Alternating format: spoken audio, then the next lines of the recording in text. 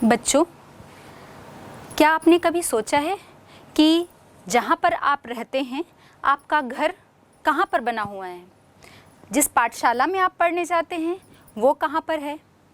जो अनाज आप खाते हैं, रोज़ जो आपका भोजन होता है, चाहे हम बात करें चावल की या गेहूं की, तो ये सब कहाँ पर उगाए जाते हैं? ये किसी न किसी भूमि पर ही उत्पन्न किए जाते हैं। तो चाहे हम कृषि की बात करें, वो किसी न किसी भूमि पर की जा रही है, चाहे आपका घर हो या हम पाठशाला की बात करें या किसी दुकान की बात करें, ये सभी जो हैं वो किसी न किसी भूमि पर ही स्थित होते हैं। तो बच्चों, आज हम बात करते हैं भूमि संसाधन पर। पिछली कक्षा में हमने देखा था कि संसाधन क्या है, इसका क्या उपयोग होता है और संसाधनों के अलग अलग प्रकारों पर हमने चर्चा की थी। तो भूमि जो है वो एक महत्वपूर्ण संसाधन है। आज हम इसी भूमि संसाधन पर ही बात करेंगे। तो जैसे भी मैंने कहा कि भूमि जो है वो महत्वपूर्ण संसाधन इसलिए और हो जाता है कि मनुष्य की एक जो अनिवार्य जीवन की मूलभूत आवश्यकता होती है, आवास, तो वो आवास का निर्माण करने के लिए हमें भूमि की आवश्यकता तो पड़ेगी ही।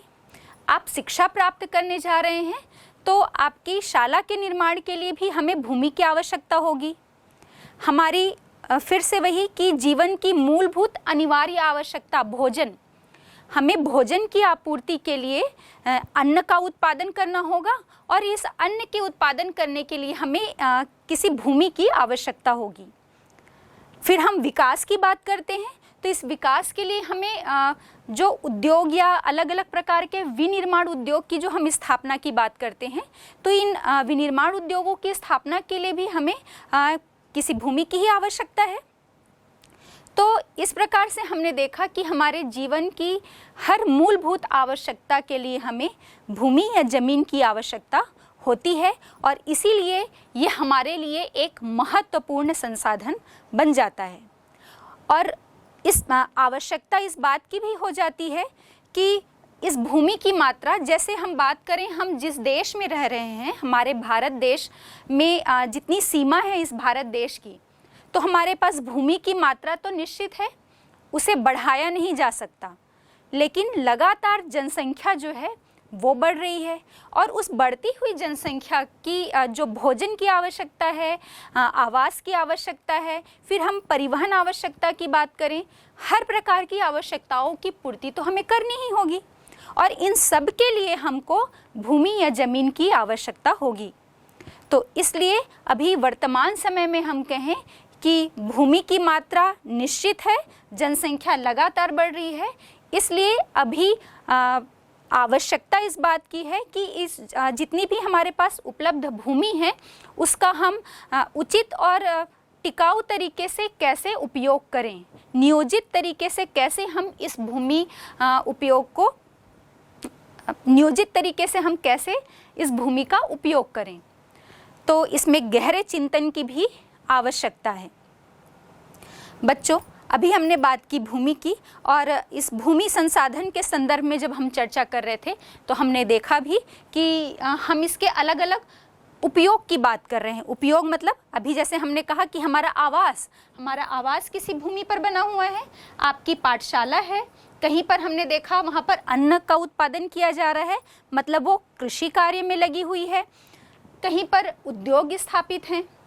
तो ये जो भूमि का उपयोग है वो हर जगह अलग अलग होता है।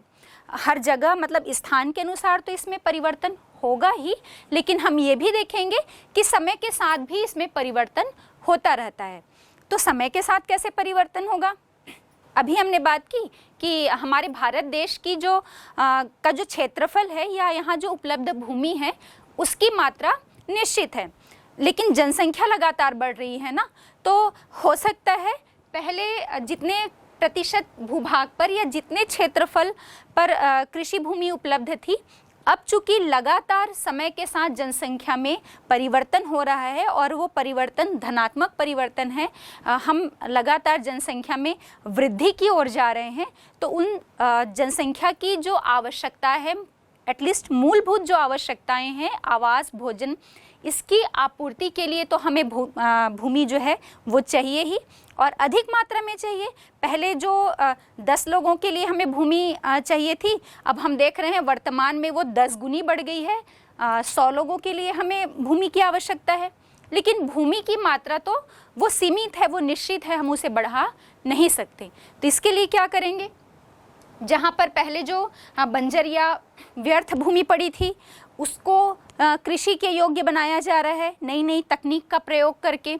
या जो वन भूमि है, वन भूमि में भी हम देखेंगे कि लगातार गिरावट आ रही है। गिरावट आ रही है मतलब हम वन भूमि का विनाश कर रहे हैं। वनों को काट कर या तो हम उसे कृषि भूमि के रूप में उपयोग में ला रहे हैं, या फिर वहाँ पर हम कोई विनिर्माण उद्योग लगातार स्थापित करते जा रहे हैं। और इससे हम क्या देख रहे हैं कि वन भूमि का जो क्षेत्रफल है वो लगातार कम होता जा रहा है। तो हमने भी परिवर्तन की बात की कि स्थान के अनुसार तो इसमें परिवर्तन होगा ही। कहीं पर हो सकता है कृषि कार्य में भूमि का उपयोग अधिक होगा, कहीं पर हम देखेंगे उद्योग में इसका उपयोग जो है वो अधिक होता है।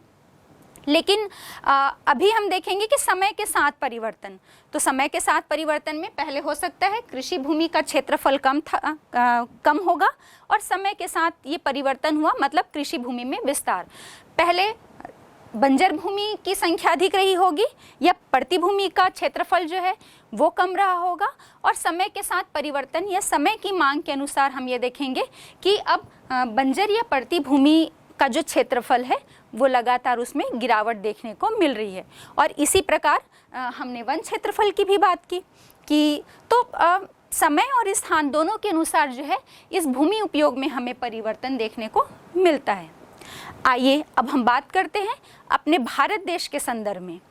हम सभी को पता है भारत का जो क्षेत्रफल है वो 32,87,263 वर्ग किलोमीटर है। अब इस पूरे 32.87 जो लाख हेक्टेयर भूमि है हमारे पास, इसमें भी जो भूमि उपयोग का सर्वेक्षण किया गया है वो पूरे 100% भूमि का सर्वेक्षण या भूमि उपयोग का सर्वेक्षण यहाँ नहीं किया गया है। यहाँ पर इस 32,87,263 वर्ग किलोमीटर में सिर्फ 90%, यदि हम इसे 100% मान ले तो यहाँ पर 90% जो क्षेत्रफल है सिर्फ यहीं पर के भूमि उपयोग का सर्वेक्षण किया गया है, और बाकी जो 10% है वहाँ पर भूमि उपयोग का जो सर्वेक्षण है वो अभी तक नहीं हो पाया है। तो आप सोच रहे होंगे कि कारण क्या है, ये 10% जो भूमि उपयोग है उसका पता क्यों नहीं लगाया जा सका है, या फिर सर्वेक्षण क्यों नहीं किया गया है। तो बच्चों आपको पता होगा कि हमारे 10% इस भूभाग में हम देखें कि पूर्वोत्तर राज्यों में हम चले जाएं तो घना वनाच्छादन है। इसके साथ ही यदि हम पीओके में चले जाएं, जहां पाक अधिकृत जो कश्मीर वाला क्षेत्रफल है, वहीं चीन के साथ जहां पर हमारे सीमाओं में अंतर्द्वंद चल रहा है, ये सभी जो भाग हैं ये इस 10% क्षेत्रफल के अंतर्गत आते हैं, और यहाँ पर भूमि उपयोग का सर्वेक्षण जो है वो नहीं किया गया है। तो हमारे पास अभी हम जो बात करेंगे भूमि उपयोग के संदर्भ में, भारत के भूमि उपयोग के संदर्भ में, तो उसमें हम ये देखेंगे कि उसमें 32,87,263 वर्ग किलोमीटर के सिर्फ 90% क्षेत्रफल का ही हम भूमि उपयोग पर चर्चा करेंगे।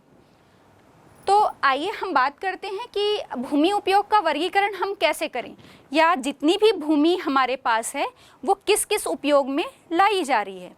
तो सबसे पहले हम देख लेते हैं पूरे इस क्षेत्रफल का कुछ हिस्सा जो है वन भूमि है, उपवन भूमि है, कृषि भूमि है, अकृषि भूमि है, पड़ती भूमि है, बंजर भूमि और चारागाह भूमि, या हम जिसे चराई भूमि भी कहते हैं। इतने प्रकार के भूमि उपयोग जो हैं वो हमारे भारत में देखने को मिलते हैं। बच्चों हम इसको थोड़ा और आगे चर्चा भी करेंगे कि जितने भी प्रकार के इस भूमि उपयोग की हमने बात की तो उसमें समय के साथ हमें क्या परिवर्तन देखने को मिला है। तो सबसे पहले हम देख लेते हैं कि ये सारी भूमियाँ हम किसे कहते हैं और किस उपयोग में ये लाई जाती हैं। तो सबसे पहले बात कर लें वन भूमि। वन भूमि जो है, इस भूमि में हम देखेंगे जितना भी क्षेत्रफल होता है वन भूमि का, यहाँ पर वनस्पतियों की अधिकता देखने को मिलती है। मतलब ऐसा क्षेत्र जहाँ पर पूरी तरह से वनस्पतियों का आवरण होगा उसे हम वन भूमि कहते हैं। अब इसमें हम देखेंगे कि इस वन भूमि में तो चाहे कंदमूल हो गया, फल फूल हो गए, या अलग अलग प्रकार की जो औषधियाँ हैं, ये सब मतलब अलग अलग वनस्पतियों में हमें जो है वो वैरायटी देखने को मिलेगी। अब इसके साथ ही बात करते हैं कि पिछले 60 वर्षों के दौरान हम देखें तो वन भूमि का जो प्रतिशत था, पहले जो 14% था, ये इस 14% से बढ़कर 28% हो गया है। हाँ बच्चों, यहाँ पर आपको ध्यान देने वाली बात एक और है कि जब हम वन भूमि की बात कर रहे हैं तो आपको ये समझ में आना चाहिए, या आपको ये याद रखना होगा कि वन भूमि जो है ये सरकार के द्वारा, शासन के द्वारा घोषित की जाती है कि इतने प्रतिशत क्षेत्रफल जो है वो वन भूमि के लिए है। तो ज़रूरी नहीं है कि जितना प्रतिशत जो क्षेत्रफल घोषित किया गया है उतने पूरे क्षेत्र में आपको वनस्पतियों का या वन का आवरण मिले, ये आवश्यक नहीं है। हो सकता है कि जितना क्षेत्रफल घोषित है उससे कुछ 1/3 या 1/4 क्षेत्रफल में ही वनस्पतियों का आवरण हो, बाकी में वर्तमान समय में जो है वो वनस्पति का आवरण ना हो। लेकिन चूंकि शासन ने वो घोषित कर दिया है तो वो जो क्षेत्रफल है वो सिर्फ वनस्पति आवरण के लिए ही या वन भूमि के लिए ही हम कहें कि रिजर्व रखा गया है। मतलब आज नहीं तो फिर कभी भी आगे भविष्य में भी वहाँ पर वन रोपण के लिए या वनस्पति आच्छादन के लिए वो क्षेत्रफल जो है वो हम कह सकते हैं कि रिजर्व रखा गया है। उदाहरण के लिए हम देखते हैं कि देश में वर्ष 2010 की हम बात करते हैं तो वहाँ पर 19.05% जो है वहाँ इतनी प्रतिशत जो ज़मीन है वो वन आच्छादित थी या वनों से ढकी हुई थी। लेकिन एक्चुअल में उस समय पे हम देखेंगे कि जिस भूमि पर वन नहीं है या सरकार के द्वारा वनारोपण नहीं किया गया है उसमें लगभग 23% जो है वो घोषित थी आपके वन आवरण के लिए या वन भूमि के लिए। लेकिन हम क्या देख रहे हैं कि उस समय वर्ष 2010 में सिर्फ 19.05% क्षेत्रफल पर ही वन का आवरण था।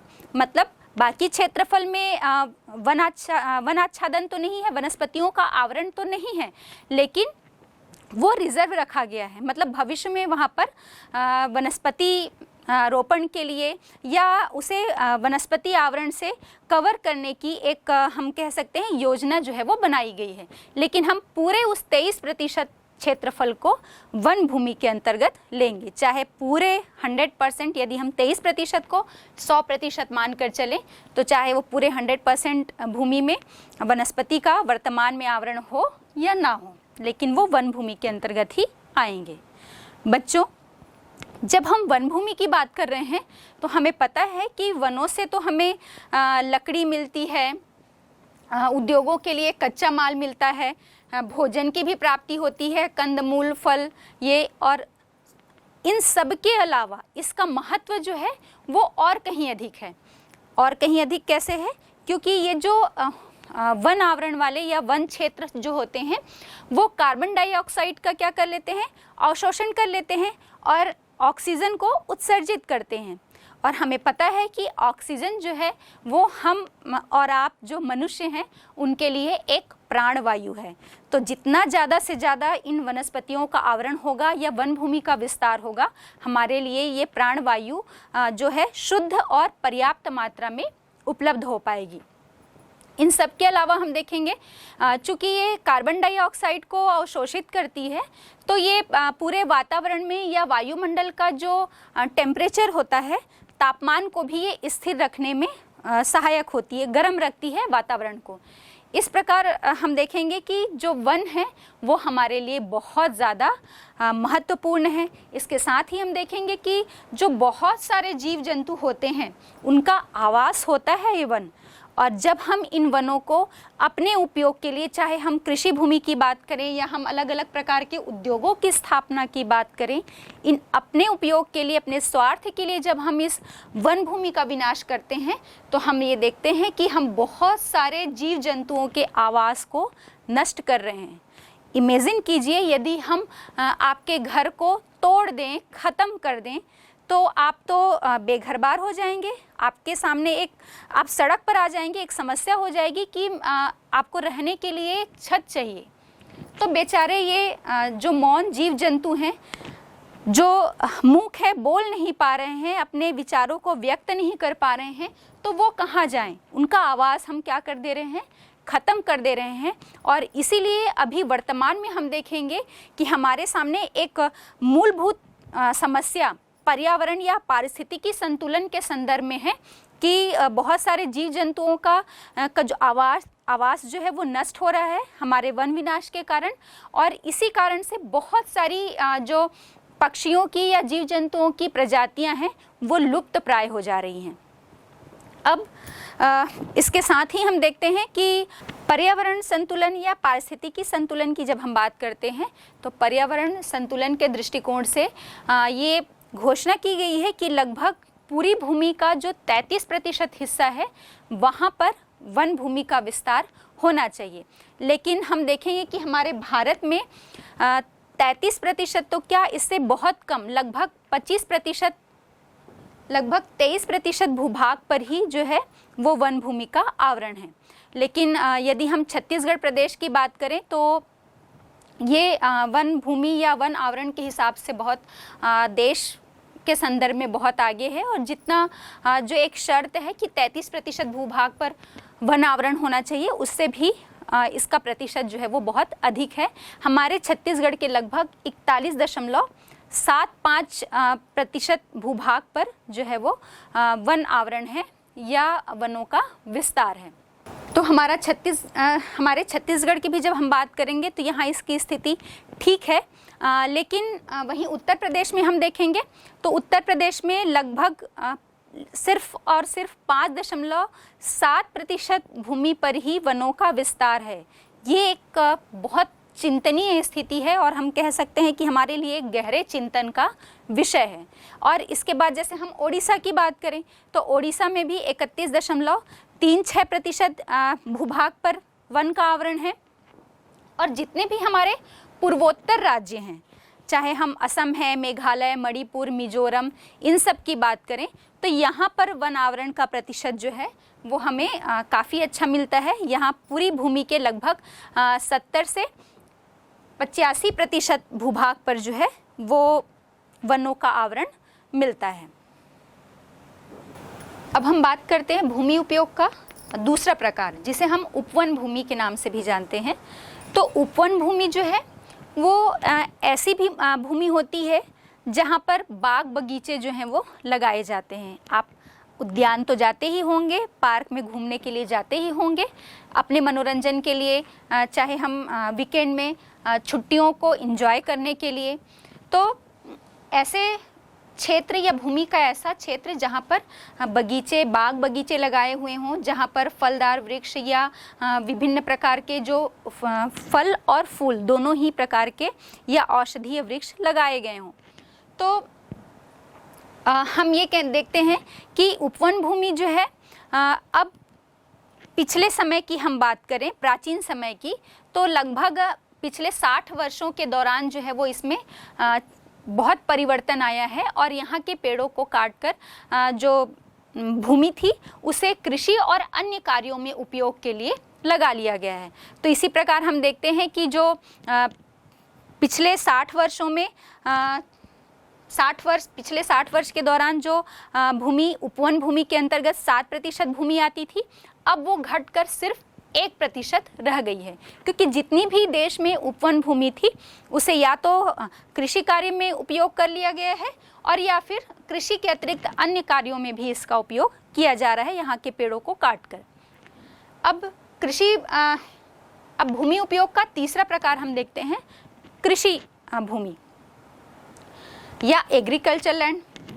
कृषि भूमि क्या है?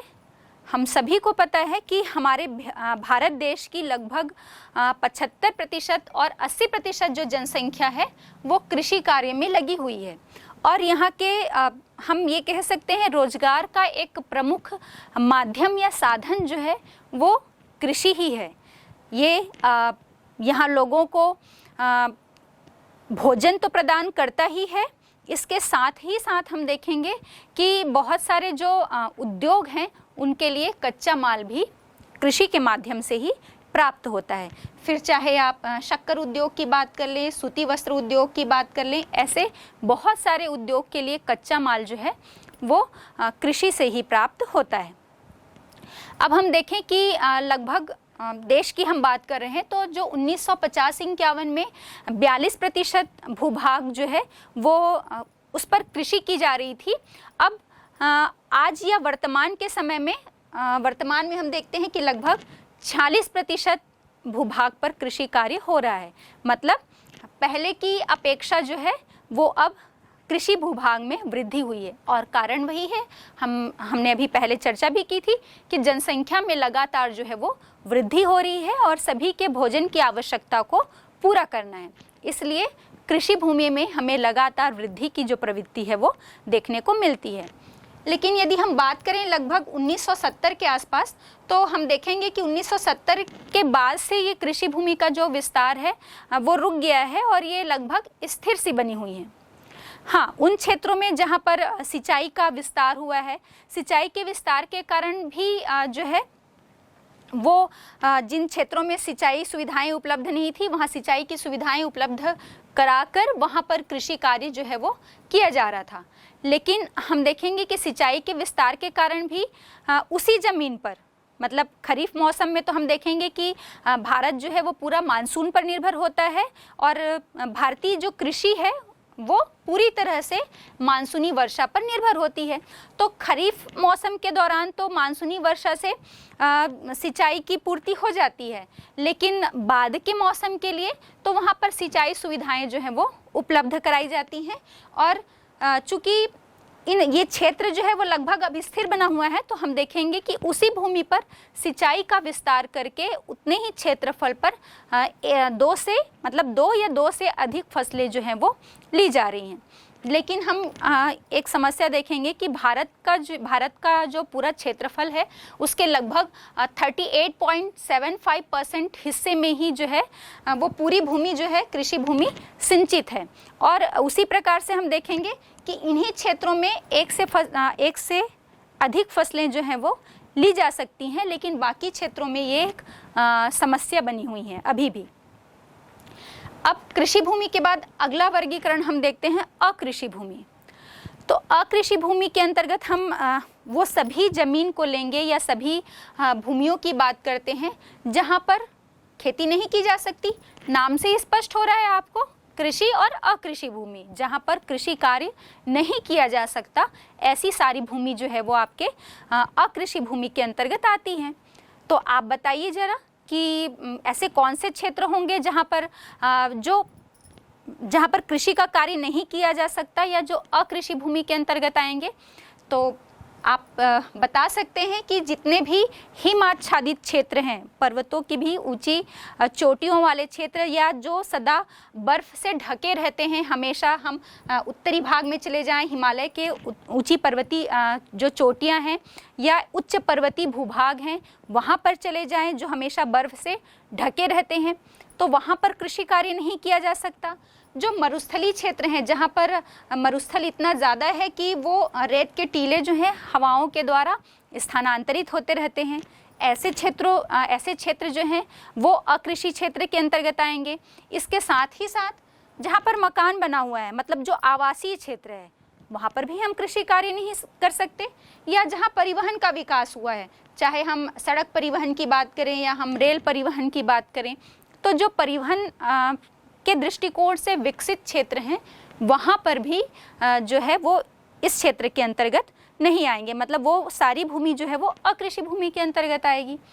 अब इसके साथ ही साथ और क्या हो सकता है, जहाँ पर तालाब है, झीलें हैं, नदियाँ हैं, तो हम उनके ऊपर तो कृषि नहीं कर सकते ना, तो ये सारी भूमि भी जो है वो आपके अकृषि भूमि के अंतर्गत आती है।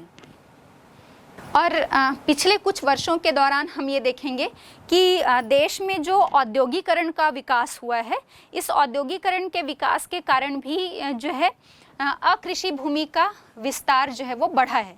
मतलब चाहे कृषि भूमि हो या फिर वन भूमि हो, उपवन भूमि हो, बंजर भूमि, पड़ती भूमि, इन सब के क्षेत्रफल में क्या किया जा रहा है, उद्योगों का विस्तार किया जा रहा है। तो जो शासन है वो इन भूमियों का अधिग्रहण करके इन क्षेत्रों में उद्योगों की स्थापना कर रही है। अब इसके बाद हम देखते हैं पड़ती भूमि। पड़ती भूमि हम अक्सर देखते हैं, यदि आप ग्रामीण परिवेश से हैं तो आपको ये पता ही होगा कि भूमि का जो उपजाऊपन है उसे बढ़ाने के लिए जो कृषि भूमि है उसको 1 साल के लिए खाली छोड़ दिया जाता है। मतलब वहाँ पर कोई भी किसी भी प्रकार के फसल का उत्पादन नहीं किया जाता। तो हम इसे क्या कहेंगे, पड़ती भूमि। अब ये पड़ती भूमि भी जो है वो 2 प्रकार से होती है। एक पड़ती भूमि जिसमें भूमि का उत्पादन, उपजाऊ क्षमता जो है उसकी उत्पादन क्षमता को बढ़ाने के दृष्टिकोण से जब हम 1 साल तक वहाँ पर कोई फसलें नहीं लेते हैं, खाली छोड़ देते हैं, तो उसे भी पड़ती भूमि करते हैं। लेकिन ये या तो जब हम इसे 1 साल के लिए छोड़ रहे हैं तो इसे नवीनतम पड़ती भूमि कहेंगे, नवीन पड़ती भूमि। और कहीं पर हम देखते हैं कि 5 साल या उससे भी ज़्यादा जो है वो भूमि को ऐसे ही खाली छोड़ दिया जाता है, तो इसे पुरातन पड़ती भूमि जो है वो कहते हैं। और पुरातन पड़ती भूमि के बारे में हम बात करें तो हम देखेंगे कि जब भूमि को बहुत ज़्यादा, मतलब 5 साल से और ज़्यादा, 8 साल 10 साल तक के लिए भी यदि हम उसे ऐसे ही खाली छोड़ देते हैं तो कुछ समय के बाद उस भूमि के बंजर होने की समस्या जो है वो हमारे सामने आती है। तो ये हो गई पड़ती भूमि। अब हम बात करते हैं बंजर भूमि पर। बंजर भूमि ऐसी भूमि होती है जिसमें कृषि की जो संभावना है, कृषि कार्य करने की संभावना बहुत कम होती है। ये बंजर भूमि भी 2 प्रकार की होती है। पहली बंजर भूमि वो होती है जिसमें कृषि कार्य नहीं किया जा सकता। अब ये कौन से क्षेत्र होंगे, बहुत ज़्यादा बंजर या बीहड़ और खड्ड वाले क्षेत्र को हम इसके अंतर्गत लेंगे। इसके साथ ही साथ जो पहाड़ी भूभाग होते हैं वो भी इस बंजर भूमि के अंतर्गत आते हैं। अब बंजर भूमि में हम दूसरा इसका प्रकार देखेंगे, ऐसी भूमि या भूभाग का ऐसा क्षेत्र जहाँ पर भू संरक्षण की विधियों के द्वारा या तो हम वानिकी का या फिर कृषि का विकास कर सकते हैं। अब भू संरक्षण की विधियाँ मतलब अभी वर्तमान में तो हम उसमें कृषि कार्य नहीं कर सकते, ना किसी भी प्रकार की वानिकी का उत्पादन कर सकते हैं, वानिकी के रूप में उसे प्रयोग कर सकते हैं, क्योंकि वो भूभाग जो है वो बंजर पड़ा हुआ है, अनुपजाऊ है। वहाँ पर की जो मिट्टी है वो एकदम उसमें उपजाऊपन नहीं के बराबर है। लेकिन हम उसमें सिंचाई की व्यवस्था करके, उर्वरकों या खादों का प्रयोग करके हम या और अलग अलग प्रकार की जो नवीनतम तकनीकियां हैं उसका प्रयोग करके हम उसे वानिकी के प्रयोग में ला सकते हैं या कृषि के प्रयोग में ला सकते हैं। और हम बार बार जो बात कर रहे हैं कि भूमि की मात्रा निश्चित है, जनसंख्या लगातार बढ़ रही है, और इसी कारण हम देख रहे हैं कि जो पिछले 40 वर्षों के दौरान ये बंजर भूमि का जो प्रतिशत 21% था भारत में, अब वो बहुत कम रह गया है और लगभग 10% भूभाग ही जो है या क्षेत्रफल जो है वो बंजर भूमि के अंतर्गत आती है, क्योंकि भूमि की आवश्यकता बढ़ रही है, चाहे कृषि के लिए हो या उद्योग के लिए हो। तो हम क्या देखेंगे, हम क्या देख रहे हैं कि इन सभी जो क्षेत्र है, बंजर भूमि वाले जो क्षेत्र हैं, उनका तकनीक का प्रयोग करके, प्रौद्योगिकी के प्रयोग के द्वारा इसे किसी न किसी उपयोग में लाया जा रहा है। तो हम ये दोनों प्रकार की जो बंजर भूमि की बात किए तो हम उसमें देखेंगे कि दूसरी जो विधि थी उसमें तो हम भू संरक्षण की विधियों के द्वारा उसे वानिकी या कृषि के रूप में प्रयोग में ले आए।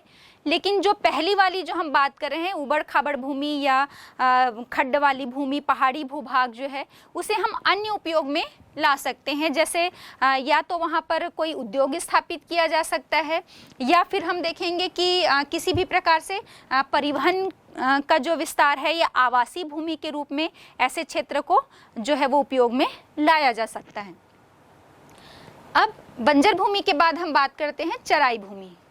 चराई भूमि जो है वो स्थायी चारागाह भूमि होती है। आप अपने गांव में भी देखते होंगे कि गांव का एक जो बाहरी भूभाग, बाहरी क्षेत्र होता है, वो चारागाह भूमि होती है, तो इसे हम चराई भूमि कहते हैं। और ये सार्वजनिक उपयोग के लिए होता है, इसमें किसी एक का स्वामित्व या किसी एक का अधिकार नहीं होता। वो यदि हम ग्राम पंचायत के अंतर्गत चारागाह भूमि की बात कर रहे हैं, तो हम देखेंगे कि वहाँ पर गांव के जितने भी लोग हैं उन्हें वो अधिकार होता है कि वो अपने पशुओं को वहाँ पर जाएं और उन चारागाह के रूप में उसका प्रयोग कर लें। या फिर ये एक ऐसा क्षेत्र होता है जहाँ से जो ग्रामीण महिलाएं हैं वो ईंधन के रूप में लकड़ियाँ भी, जलाऊ लकड़ियाँ भी यहाँ से ले जा सकती हैं। तो हमने बात की भूमि उपयोग का, अलग अलग जो वर्गीकरण हमने देखा, और इसमें जो परिवर्तन है, इस परिवर्तन को भी आइए हम इस ग्राफ के माध्यम से समझते हैं।